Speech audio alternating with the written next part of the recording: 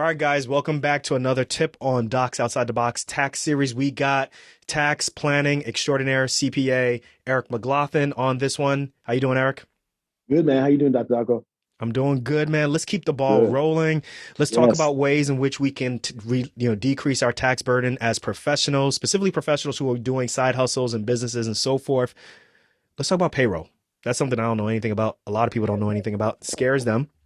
Part of the Yes. reason why they decided to go into business for themselves is they probably wanted to get away from the W-2 world and payroll and salaries. But then now you're starting your own business and you realize, hey, you got to take care of that also.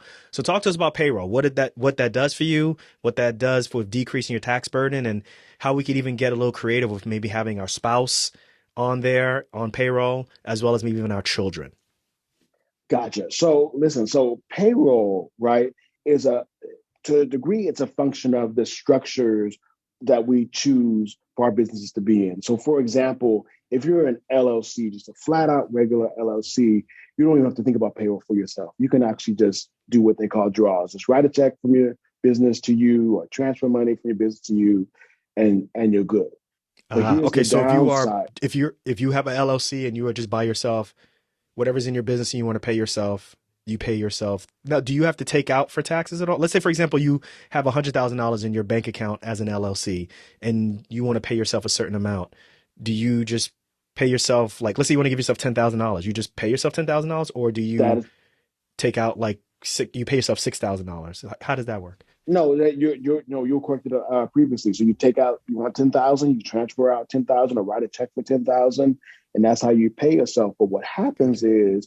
is the Internal Revenue Service and the states, for that matter, want you to make what they call estimated tax payments, Mm, which are due April 15th, June 15th, September 15th, and January 15th. So four times a year.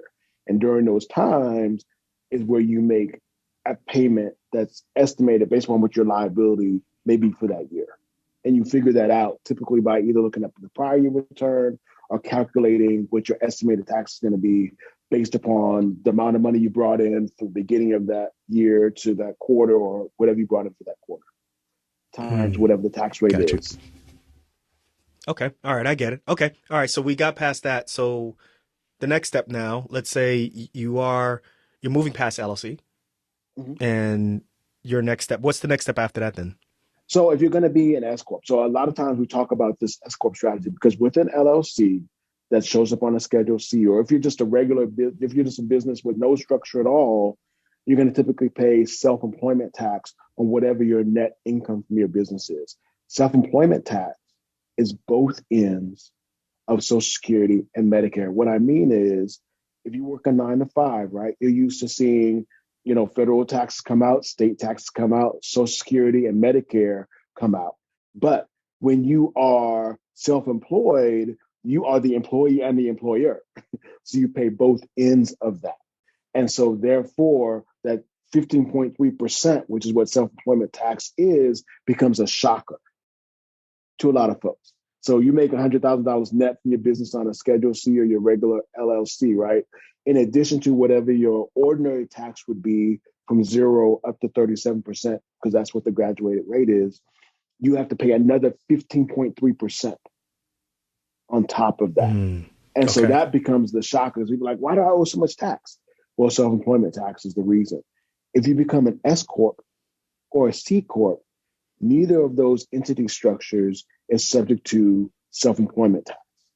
That is how you achieve the savings of 15.3% in self-employment tax. However, the IRS requires that under an S Corp or a C Corp strategy that you pay yourself what they call a reasonable compensation. Mm, A very okay. This I've heard this vague before. term, a Yeah. very vague term by the IRS. What is a reasonable compensation?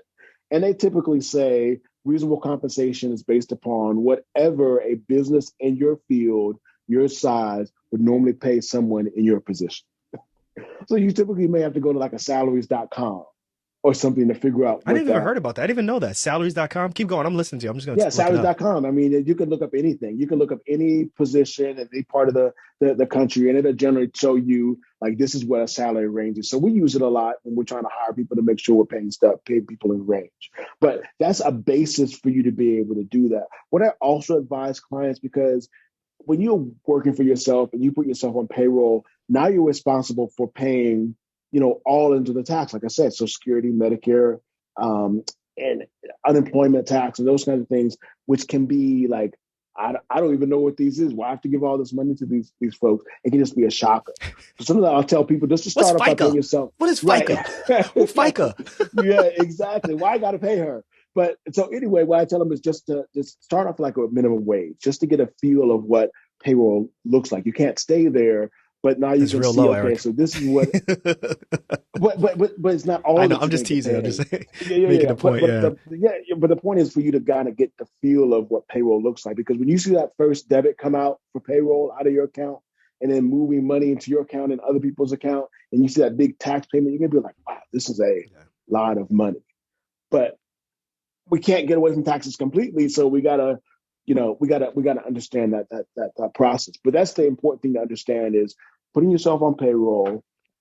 That's what's required with the S corp and the C corp, and it's also what helps us be able to take advantage of certain things, like the 401k, like in a C corp, being able to um, pay your health insurance through your business.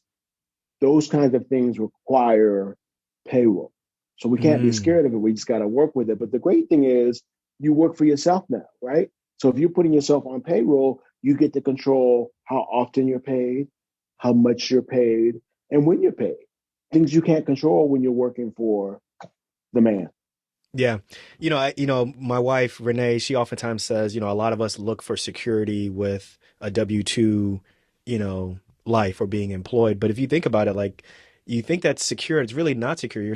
You're basing your security based off of somebody else guaranteeing something for you. And, oftentimes just kind of determining your own destiny. Working for yourself is the ultimate way that you can guarantee. And I know it's really hard for people to really understand that concept, but I think a lot of doctors really got, their world shaken when they realize, okay, well, what do you mean I'm non-essential? I'm a physician. Of course I'm always useful. And it's like, well, someone else is determining that. So what other things are you doing to make sure that you're bringing in other types of income? So that really brings that point home. So, I think the next question I'm going to ask is one of those, well, I heard, or, they're in the surgeon's lounge and they heard this, but Surgeon A says that, hey, for their private practice or for whatever side business they're doing, they heard that they can put their wife or their husband on payroll, and that helps to reduce their taxes, and they can have their spouse do something, or they can get their young children to kind of sweep up. Talk to us about that. So that's exactly right. You can put other individuals on payroll at a minimum.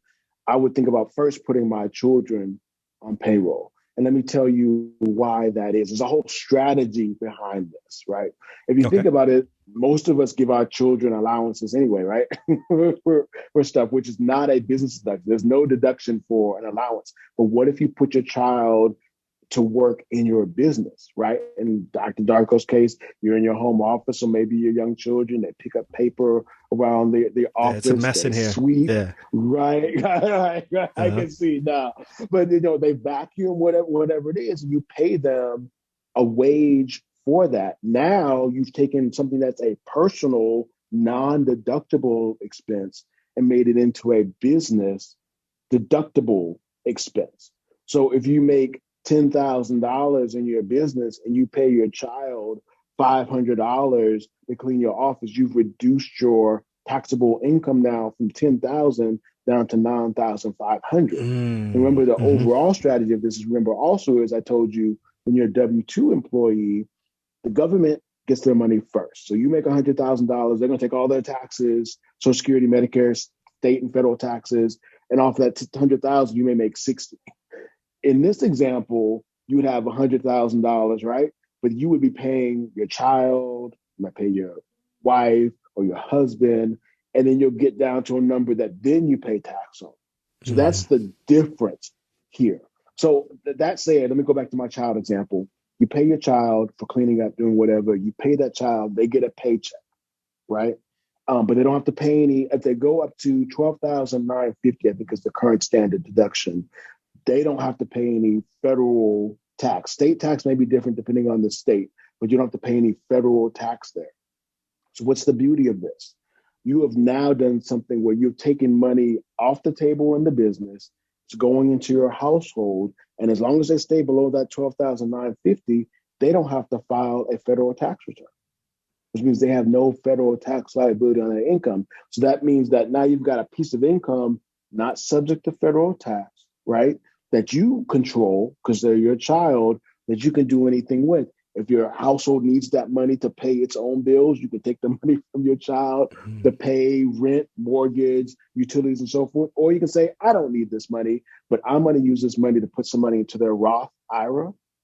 So I have to get some money that grows tax-free, right? We talked about that in the previous episode, and that sets them up for wealth. You can take some of that money and do what I did, pay part of my child's tuition for private school, right? So there's a plethora of things you can do with that. So it's not just a tax strategy, it's also a cash flow strategy when you talk about paying your children. Talk about paying your spouse, the beauty of that is it allows you to also put more money into your household, but it also becomes an opportunity to put more money into retirement from the business, right? Because now both you and your spouse can be on the company's payroll, putting money in their retirement. And as long as you, I mean, obviously marriages, people get divorced and stuff, but assuming y'all stay together, Yeah. it works great to build the empire, the family empire. This is probably going to be one of the more listened to episodes because people are going to be like, this is dope. This is really great because you could actually see if I do one, then it will benefit two.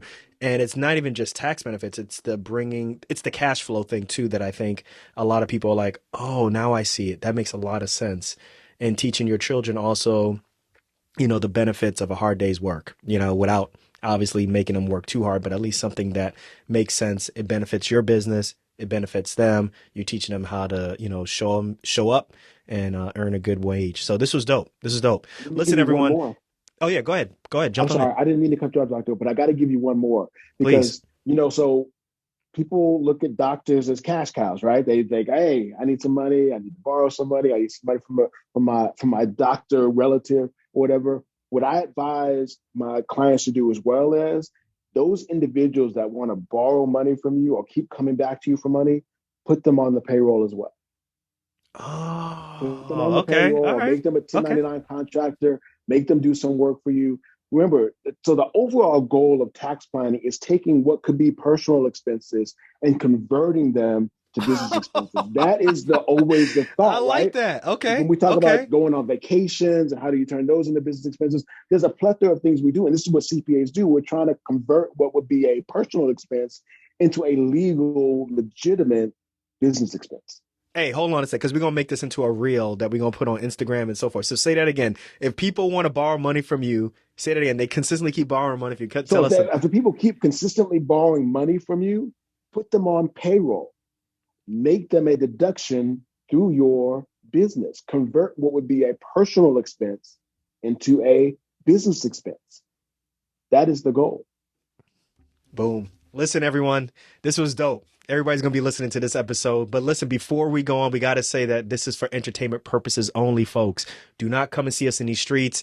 Please get in touch and confer with your tax professional before moving forward with this information. Eric, this was great information, man. Listen, if folks want to figure out how to put their, I don't want to say, their freeloading relatives who keep asking for money, put them on payroll, how do they get in touch with you?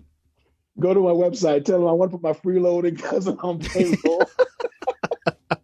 No, go to my website, ericmcglothenllc.com, ericmcglothenllc.com, or call my office at 404-946-1859. We love it. Hey, Eric, we'll catch you on the next one for the next tip. Absolutely. Thank you.